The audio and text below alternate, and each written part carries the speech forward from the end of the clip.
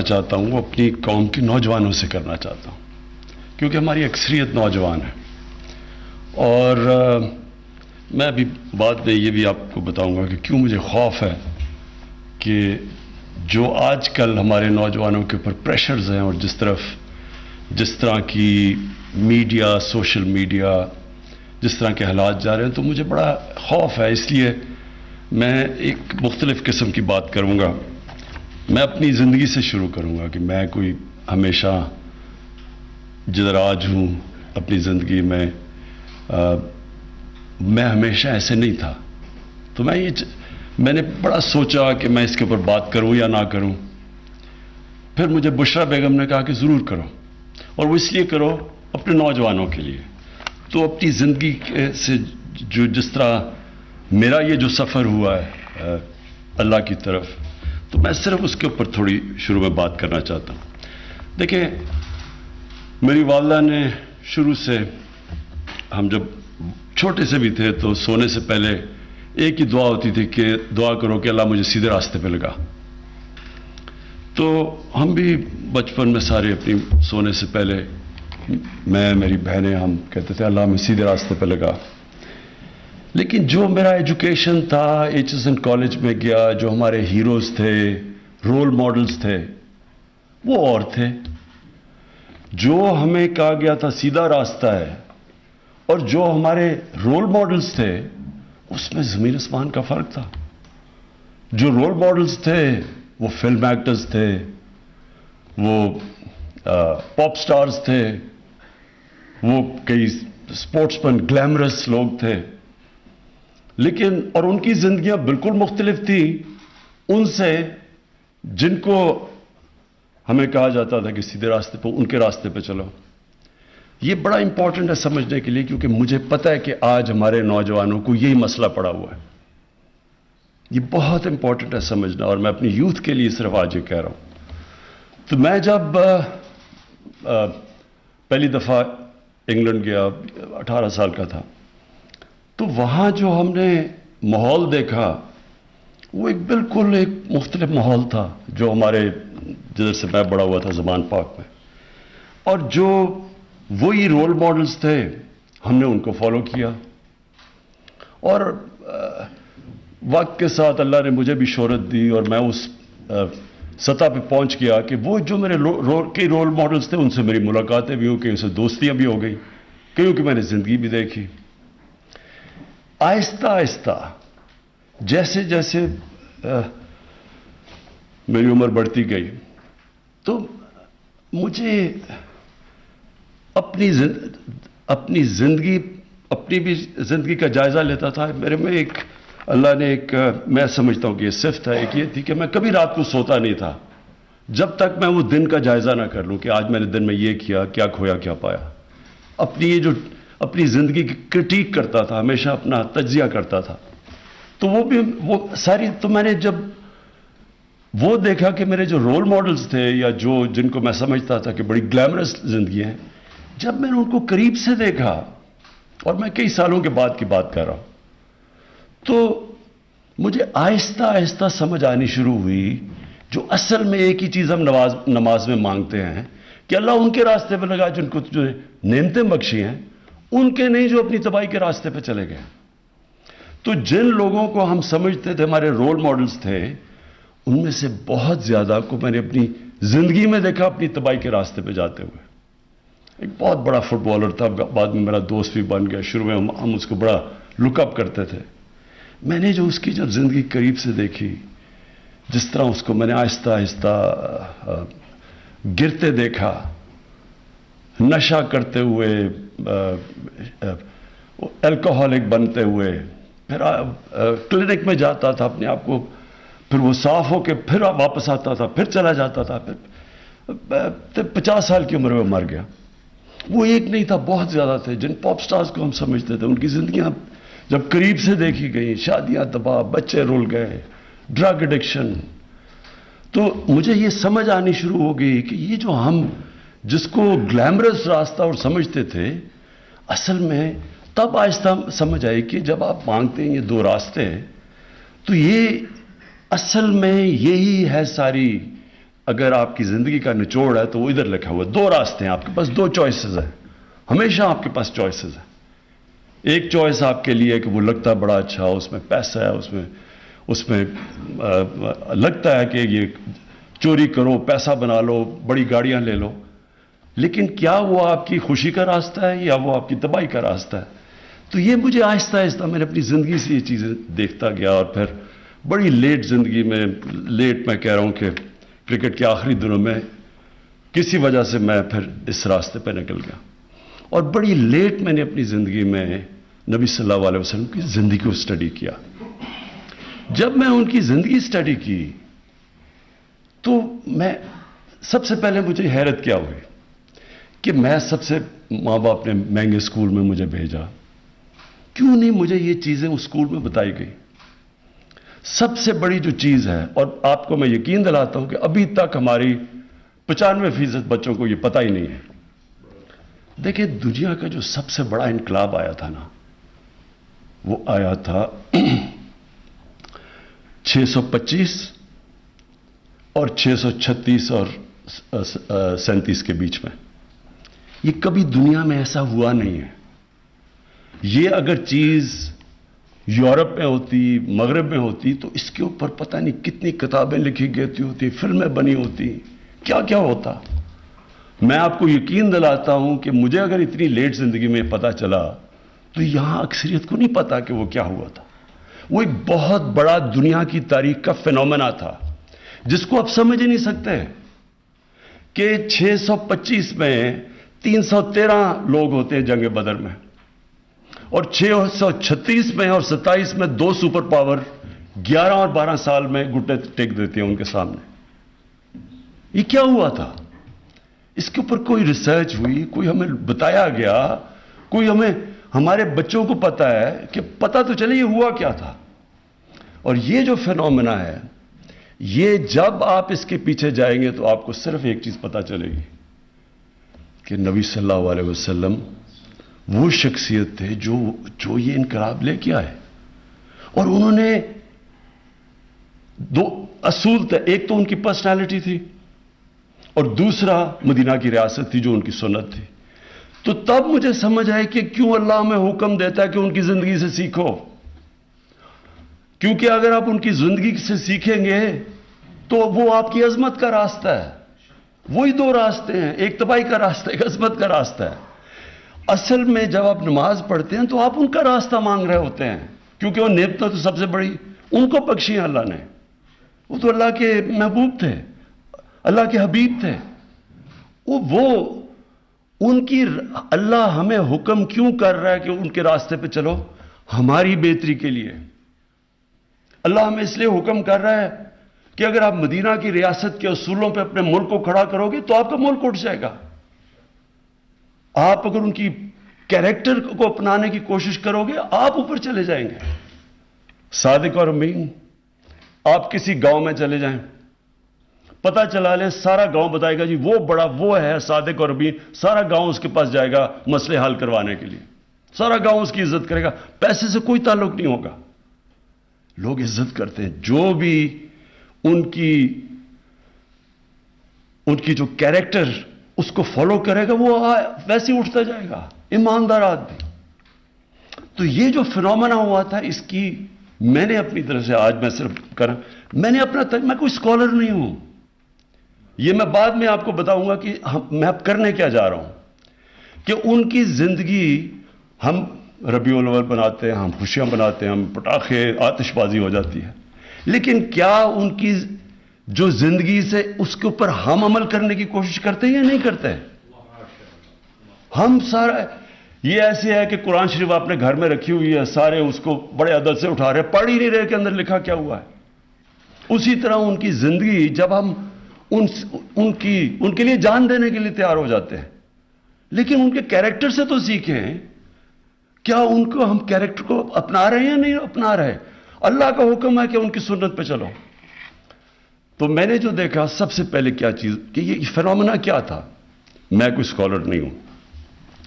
سب سے بڑی بات رحمت العالمین, سب انسانوں کے لیے رحمت لے کے آئے تھے. رحمت المسلمین نہیں تھے وہ. یہ بہت امپورٹنٹ ہے سمجھنے کی آپ کو بات. انہوں نے جو ساری جو ان کی وہ چیزیں کر رہے تھے انسانوں کے لیے کر رہے تھے. یہ مجھے بتائیں کہ آج کسی ماڈرن کوئی بڑے بڑی ڈیموکریسیز ہیں جی, بڑا وہاں رول آف لا ہے, کبھی آپ یہ تصور کر سکتے ہیں کہ خلیفہ وقت حضرت علی ایک یہودی شہری سے کیس ہار جاتے ہیں عدالت میں, خلیفہ وقت کیس ہار جاتا ہے. ان کا مقام دیکھیں حضرت علی کا کیا تھا, لیکن جج کہتا کہ نہیں آپ کی بیٹی کی گواہی میں قبول نہیں کرتا. یہ انسانیت کا نظام تھا, سب انسان برابر تھے. یہودی کو بھی وہی انصاف مل رہا تھا ایک ملک کے سربراہ سے. تو وہ جو ایک کانسیپٹ تھا رب الانسانوں کو اکٹھا کرنا, انہوں نے لیڈرشپ کا جو پیمانہ دیا کہ انسانوں کو لیڈر اکٹھا کرتا ہے, تقسیم نہیں کرتا نفرتیں پھیلا کے. یہ نہیں کہتا کہ جناب ہندو سب سے عظیم قوم ہے باقی سارے نیچے ہیں. ان سب سارے انسانوں کے لیے انہوں نے جو ایک چھوٹے سا, میں اس لیے کیونکہ آج کل بڑا کرنٹ ہے, انہوں نے ایک کہا کہ اس دنیا کے لیے ایسے جیو کہ آپ نے 1000 سال زندہ رہنا. اب اس کے اوپر دیکھیں کہ اگر آپ اس کے اوپر غور کریں تو جو آج دنیا کا سب سے بڑا مسئلہ بنا ہوا ہے کلائمیٹ چینج کا, انسان نے یہ تو نہیں کیا. انسان کی لالچ, اس کی ہوس, ہم نے دنیا سے اتنا ظلم کیا کہ آج ہمارا موسم بدل رہا ہے جس کے پتہ نہیں اب کیا اثرات ہونے والے ہیں. لیکن انہوں نے تقریباً 1500 سال پہلے کہہ دیا تھا کہ دنیا میں اس دنیا کے لیے ایسے رہو. آپ نے 1000 سال یعنی آنے والی نسلوں کے لیے آپ نے کس طرح کی دنیا چھوڑ کے جانی ہے. اور انہوں نے یہ بھی کہا کہ یہ جو مقابلہ سارا وقت ایک کلیش ہو رہا ہے ہیومن اور مٹیریل کا, انسانیت کا ایک طرف ہے اور ایک طرف جو پیسے کی پوجا کرنے والے لوگ ہیں.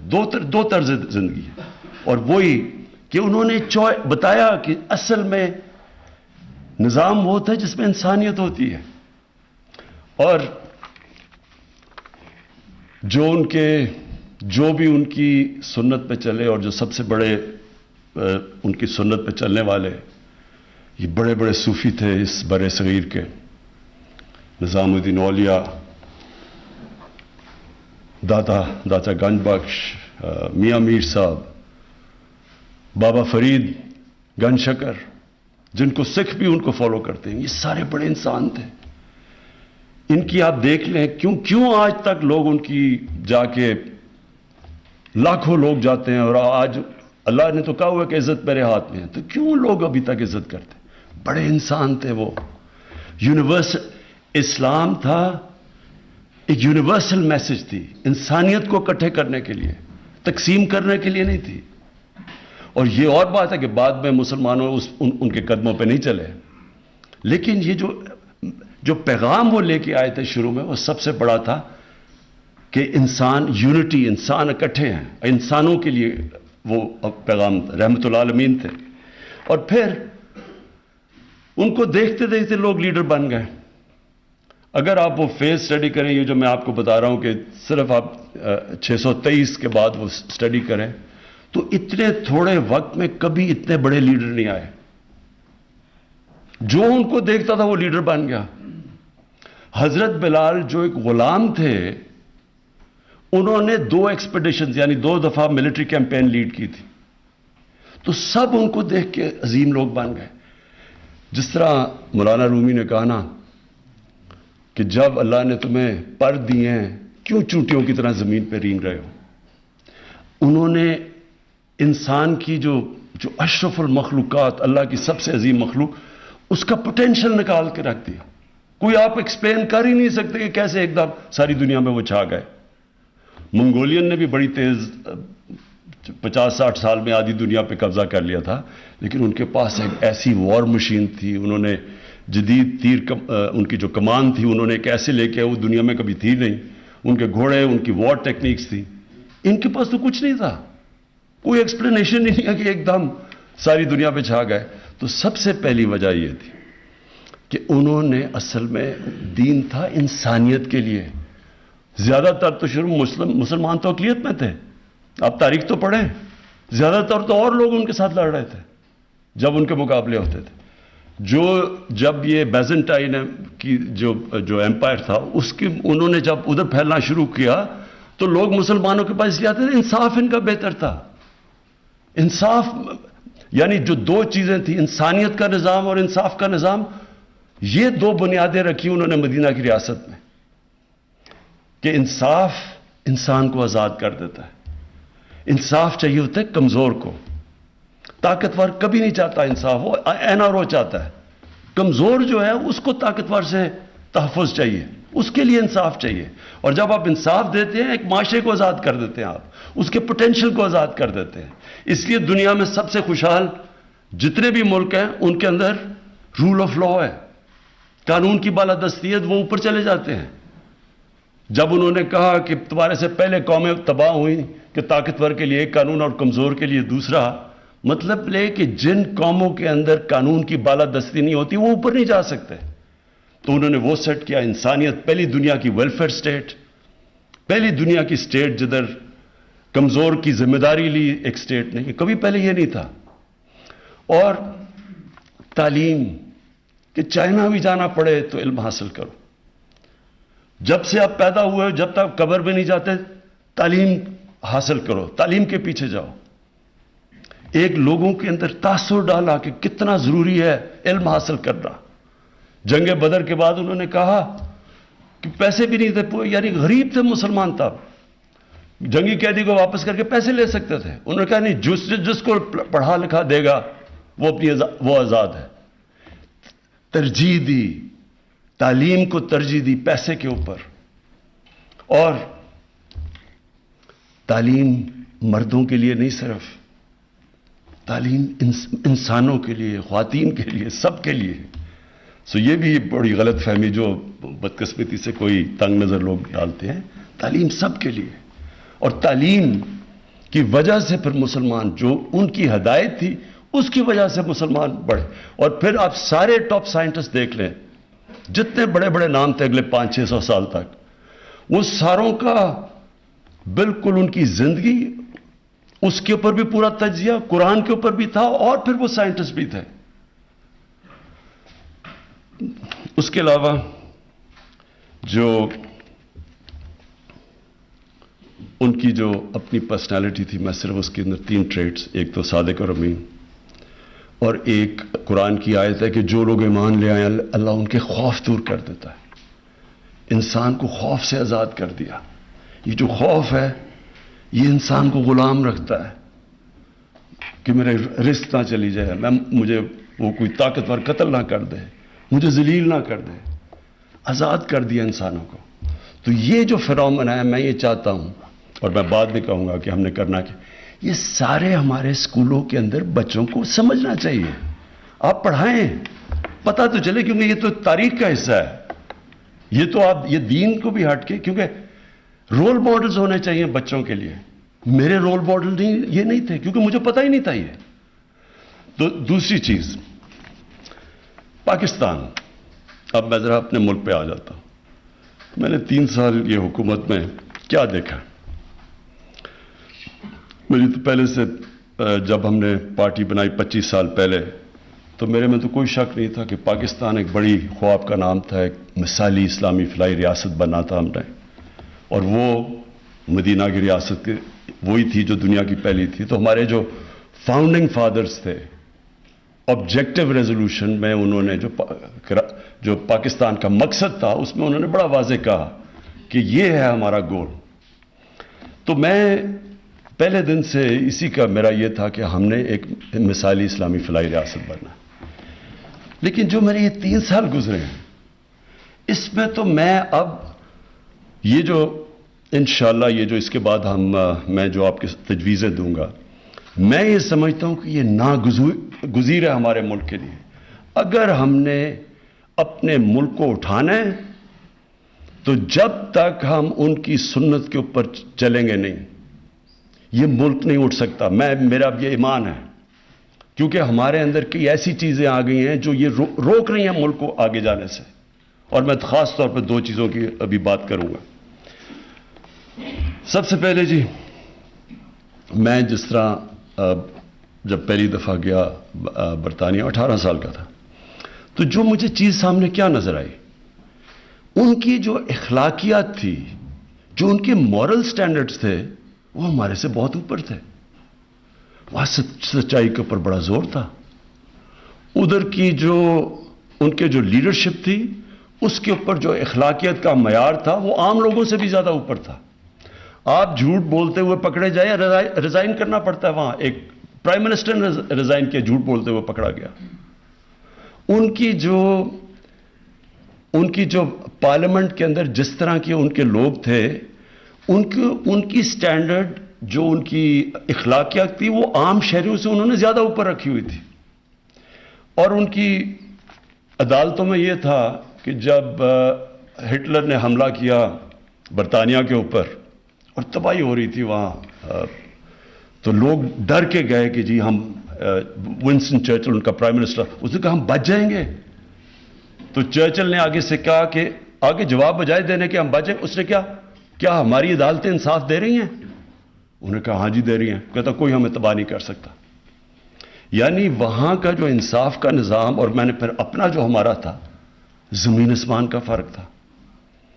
ادھر کبھی آپ الیکشن کے اندر، آپ کا الیکشن ہوتا ہے، کبھی میں نے نہیں سنا کہ فراڈ ہوا جی، وہ ہارا وہ کہ جی الیکشن کے اندر دھاندلی ہوئی. وہاں بھی الیکشن ہوتے ہیں، وہاں جو جیتا ہے. تو جو ان کی مورل سٹینڈرڈز تھیں، وہ ہمارے سے بہت اوپر تھی. ان کا جو انسانیت کا نظام تھا، وہ ویلفیئر سٹیٹ تھی، فلاحی ریاست تھی، ہمارے نہیں تھی. انصاف بھی بہتر، انسانیت بھی زیادہ. تو جب ایک مسلمان بہت بڑا ایک عالم تھا محمد عبدو، کوئی 100 سال پہلے جب وہ پہلی دفعہ گیا یورپ، تو اس نے یہی کہا، اس نے کہا کہ یہاں مجھے یورپ میں مسلمان تو نہیں نظر آئے، لیکن بڑا اسلام نظر آیا. اور مصر جب واپس گیا کہتا ہے یہ مسلمان تو بہت ہے، اسلام نہیں ہے. میں نے بھی یہی دیکھا کہ وہاں کا جو چیزیں ہمیں کہا جاتا تھا، جو ہمیں بتائی جاتی تھی، وہ تو بالکل وہاں پاکستان میں نہیں، ہمیں وہاں نظر آئی ہیں.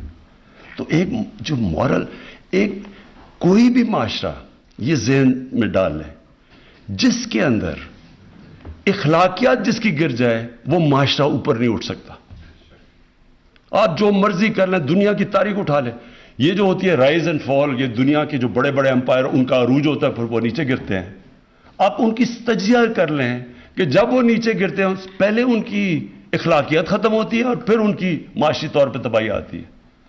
دیکھیں، جس معاشرے کے اندر جب تک لوگوں کو، اب کرپشن ہے، کرپشن کا ہے مطلب کیا ہے؟ عوام کا پیسہ چوری کرنا، اقتدار میں آ کے پیسہ چوری کرنا.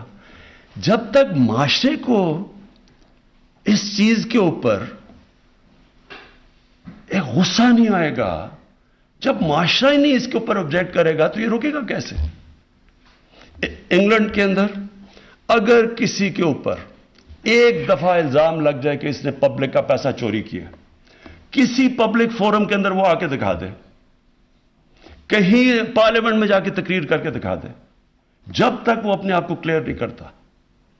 ہمارا ایک چلا گیا تھا سیاستدان، وہ ہارٹ ٹاک کے اوپر، اور اس نے جو اس کے ساتھ کیا ہے، وہ اس لیے کیا کہ وہ وہاں وہ ٹالریٹ نہیں کرتے. ان کا وہ ایک معاشرہ کرپشن کو فائٹ کرتا ہے. سنگاپور کے اندر جب لی کوان یو نے ایک ان کی کرپشن کے کیمپین کی اور ان کی اخلاقیات اٹھائی، تو جب ایک منسٹر کرپشن میں پکڑا گیا، اس نے خودکشی کر لی. مطلب یہ اس نے کہا میری زندگی اب ختم ہے، معاشرے میں کوئی مجھے بلائے گا ہی نہیں. تو ایک حکومت کیا کر سکتی ہے؟ کتنی کرپشن سے لڑ سکتی ہے؟ کتنے کیسز ہو سکتے ہیں؟ وہ تو چلتے جاتے ہیں. لیکن معاشرہ لڑتا ہے، کیونکہ معاشرے کا پیسہ چوری ہوتا ہے.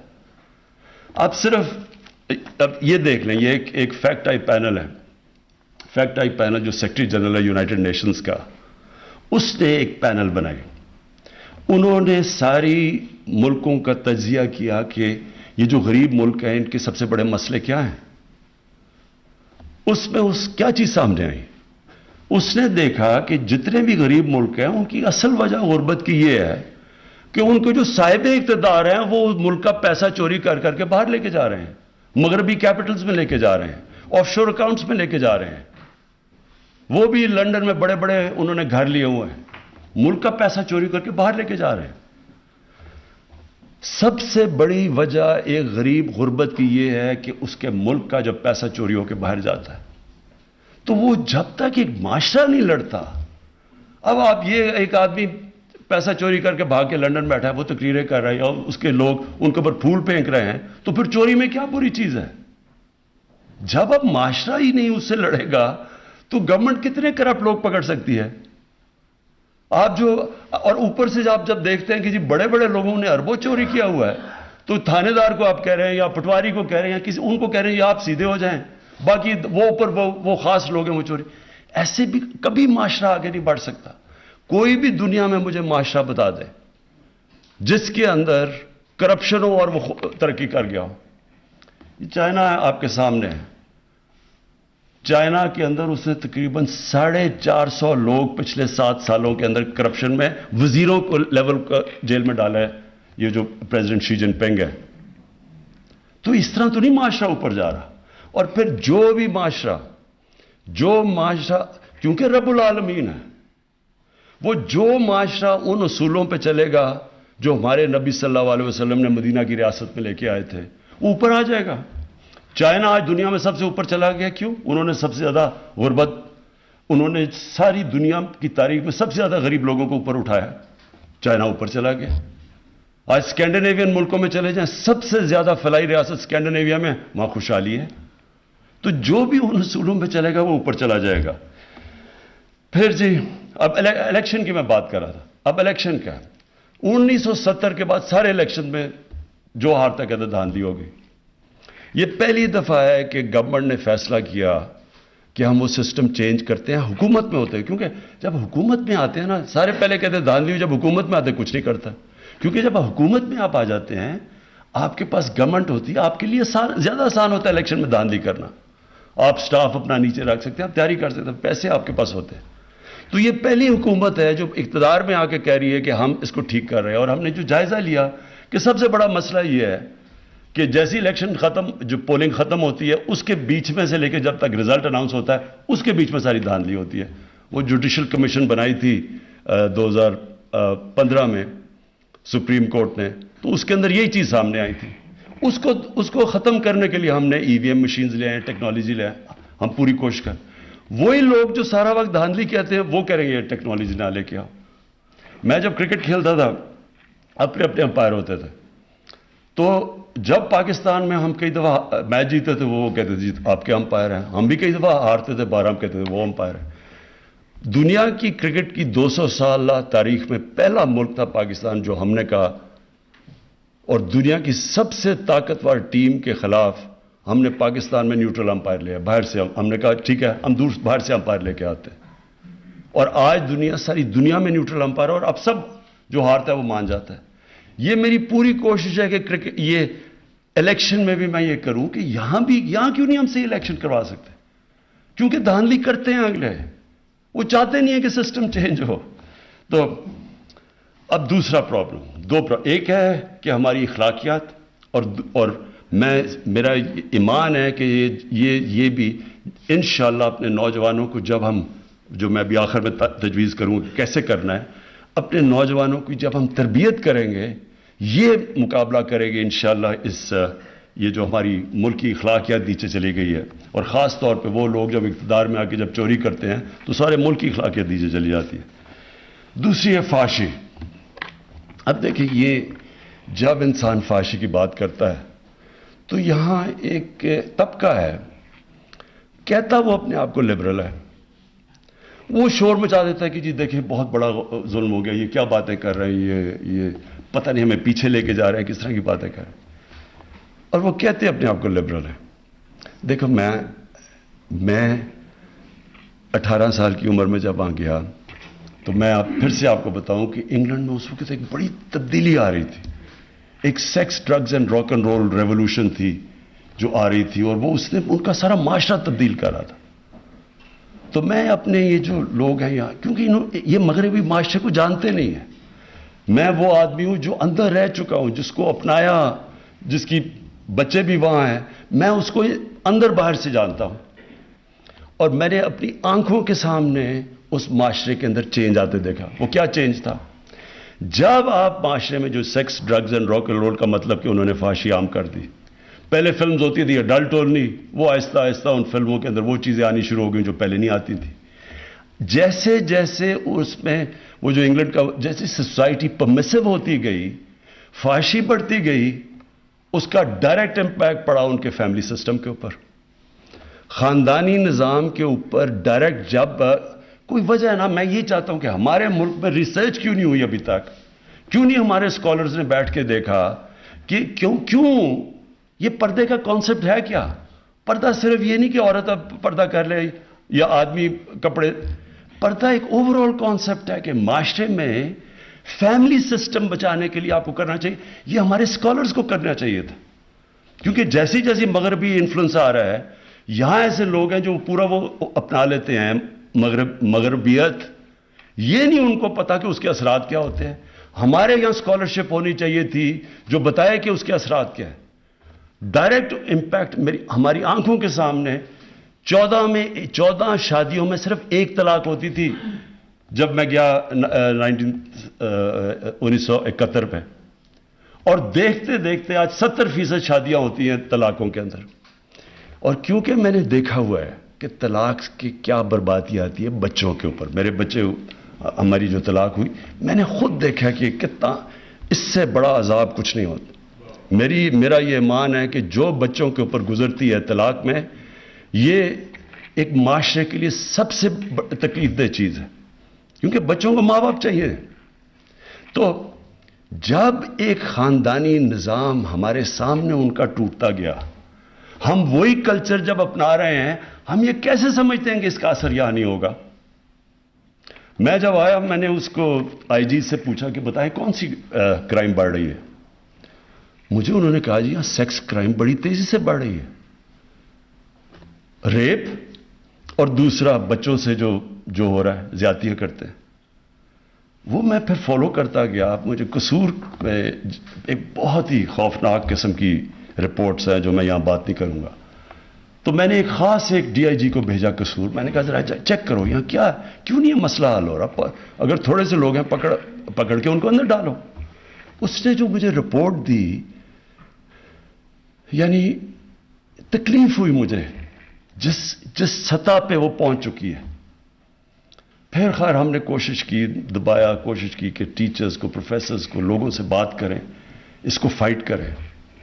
لیکن آہستہ آہستہ مجھے یہ پتا چلا کہ ہمارے معاشرے میں کوئی اسکالرشپ ہی نہیں ہے یہ بتانے کے لیے کہ یہ جو چیزیں آ رہی ہیں, اور آتی کدھر سے, ہالی ووڈ سے جاتی ہے بالی ووڈ, ادھر سے کلچر آ جاتا ہے یہاں. کبھی کسی نے یہ پوچھا کہ ہالی ووڈ کے اندر اس کلچر کی وجہ سے خاندانی نظام پہ کیا فرق پڑا ہے؟ ایک شادی کی اوسط ایوریج لائف سپین ہے 2.5 سال چلتی ہے وہاں شادی.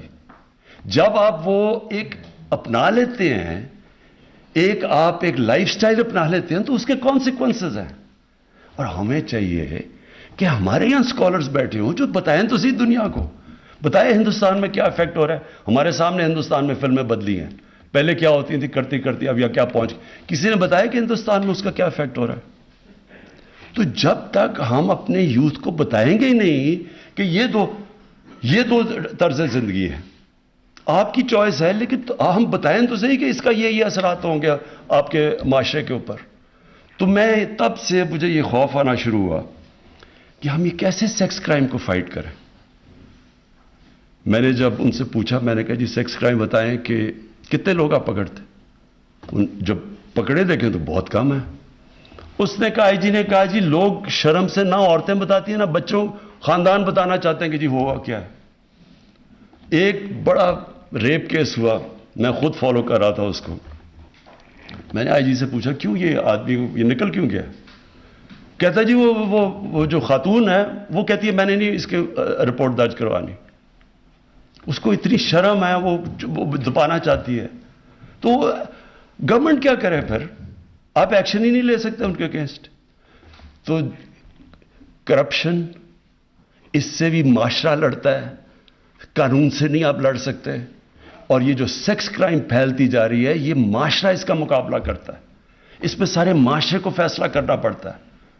اور اس کے اندر ہماری اسکالرز کی, ہمارے عالم کی بہت بڑی اب ذمہ داری آ گئی ہے.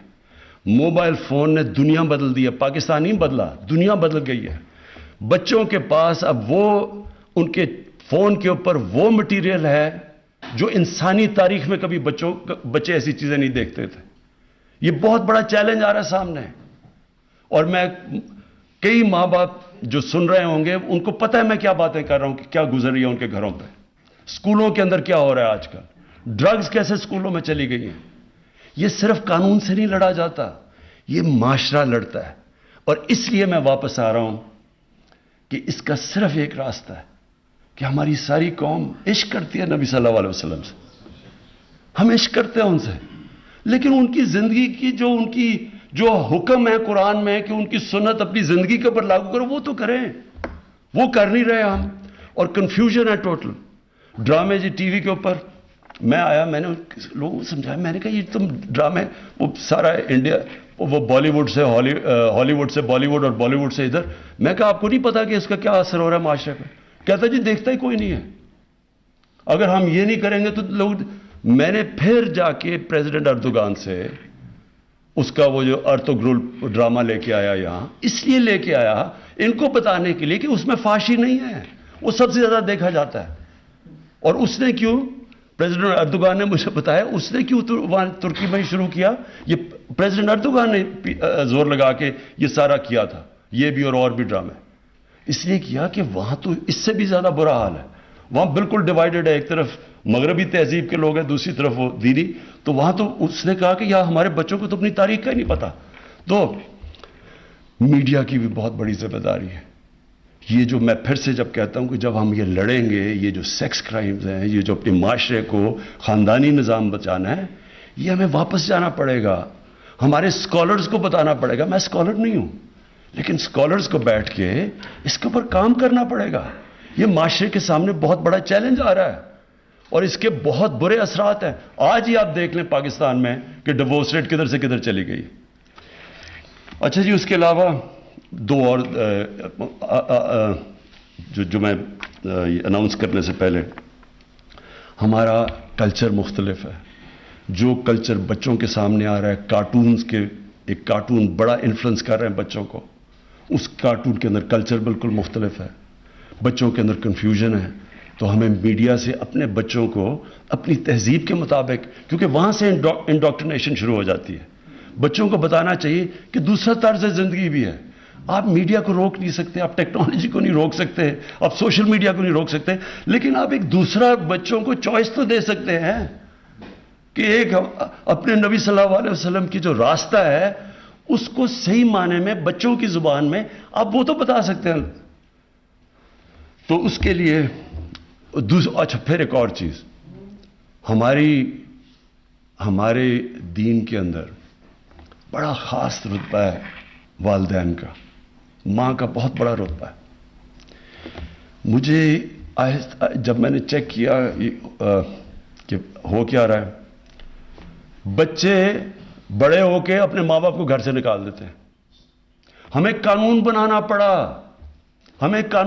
پڑا کہ بچے ماں باپ کو گھر سے نہیں نکال سکتے. تو یہ جب آپ جتنی دور چلے جائیں گے اپنی بیسک سے, جس کی وجہ سے یہ ملک بنا تھا, بڑا عظیم خواب تھا, تو یہی حرکتیں ہوں گی کہ آپ کو یہی نہیں پتا کہ ماں کا رتبہ کیا ہے. آپ کو والدین کا اپنی پتا کہ جو قربانی دے کے آپ کو بڑا کرتے ہیں, آپ گھر سے نکال دیتے ہیں جب ضرورت نہیں ہے آپ کی. یہ تو جانوروں کا معاشرہ ہے.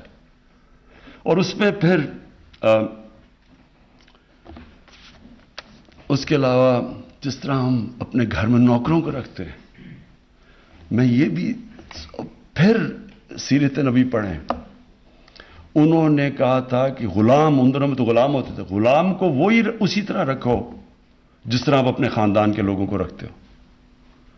اور وہ پھر ایک بہت بڑا انقلاب آیا, ایسا انقلاب آیا ان کو دیکھتے دیکھتے. صرف جو افریقن ہیں, جو افریقہ سے لوگ ہیں جو غلام بنے, آپ ساری دنیا میں دیکھ لیں, صرف عرب معاشرے کے اندر وہ معاشرے کا حصہ بن گئے. امریکہ میں ابھی تک وہ بلیک لائیوز میٹر ابھی تک صحیح طرح وہ حصہ نہیں بنے. لیکن کیونکہ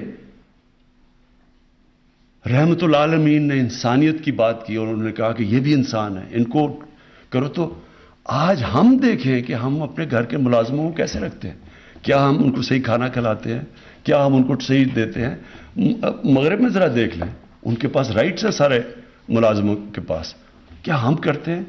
اور وہ آپ کو اتنا فخر ہونا چاہیے کہ ساری دنیا کی سویلائزیشن میں سے واحد مسلمانوں کا سویلائزیشن تھا جدھر غلام بادشاہ بن گئے, مملوک غلام تھے. یہاں ہندوستان میں سلیو ڈائنسٹی تھی, غلام بادشاہ بن گئے کیونکہ ایک ان کو انسان بنا کے رکھا. یہ نہیں ہے ہمارے معاشرے کے اندر, بدقسمتی سے یہ نہیں ہے. تو میں اب آخر میں جو کرنا کیا چاہتا ہوں, میں نے یہ فیصلہ کیا کہ یہ اس طرح تو ہم فنکشنز کرتے رہیں گے, فنکشنز ختم ہو جائیں گی, ہم تھوڑی دیر کے بعد سیلیبریٹ کر کے پھر اپنی زندگی میں چلے جائیں گے. لیکن میں یہ سمجھتا ہوں کہ ہمیں پاکستان کو اب ایک رخ اپنا بدلنا پڑے گا, وہی اسی پہ جانا پڑے گا جس مقصد کے لیے پاکستان بنا تھا. علامہ اقبال, میں ان کا پڑھ رہا تھا, انہوں نے کہا کہ مسلمان معاشرہ جب بھی اٹھتا ہے تو ہمیشہ وہ واپس مدینہ کی ریاست کے اصولوں پہ جا کے اٹھتا ہے, جب گرتا ہے ان سے جب دور چلا جاتا ہے. تو میں نے فیصلہ کیا کہ ہم اب ایک رحمت العالمین اتھارٹی بنانے لگا ہوں میں. اس کا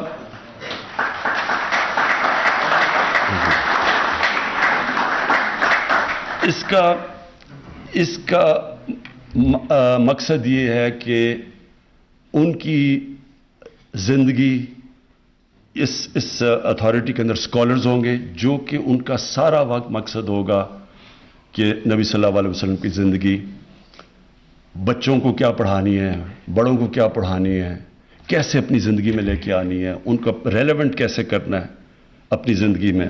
تو اس کے لیے پہلے تو میں ایک چیئرمین, اچھا اس کا تو پیٹرن میں خود بنوں گا, لیکن چیئرمین ہم جس کی بڑی تفسیر کے اوپر جس نے کتابیں لکھی ہوئی ہیں, جس کا کمانڈ ہے, جو کہ ایک اسکالر ہے, اس کو ہم اس کا چیئرمین ابھی ہم ڈھونڈنا شروع کر دیا ہم نے, اس کیلیبر کا آدمی.